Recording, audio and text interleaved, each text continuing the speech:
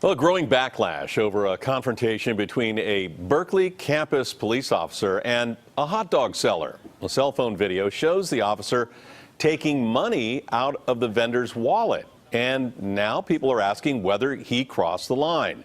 KPIX 5 Juliet Goodrich is in Berkeley on what led up to that cash grab. Juliet, is that even legal? Well, Ken, police officers have been instructed to crack down on illegal vendors. So in this case, that's what was happening. They've also been instructed to make sure that if they have cash, to seize that money as evidence. $60 was confiscated.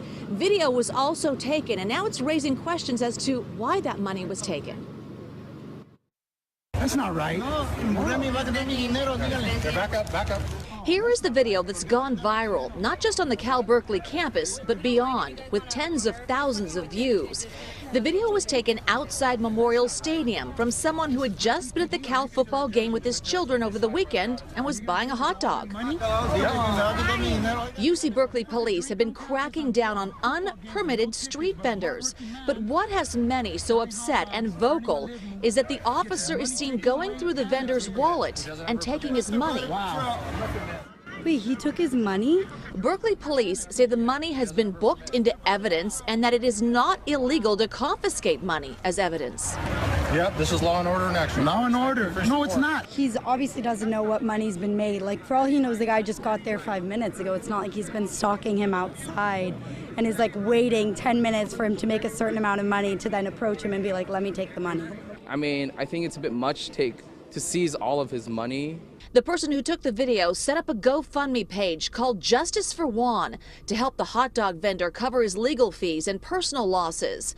In addition, he says funds in excess are to cover other vendors who have been robbed of their hard-earned living through citations and removal of their carts. Well, late today, that GoFundMe has raised close to $40,000.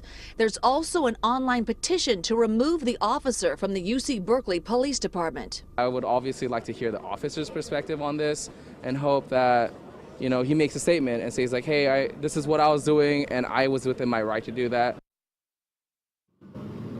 Now, UC Berkeley police are investigating. They say that there were 3 other citations issued to vendors that particular day. The officer you saw in that video, Ken, is still at work while they are investigating. All right. The obvious question to me is a police officer takes your wallet, he opens it up, says you're selling hot dogs illegally. How do we know what's hot dog money in the wallet and what's his rent money he's got to pay tomorrow? And all of a sudden it's all going into this police officer's pocket?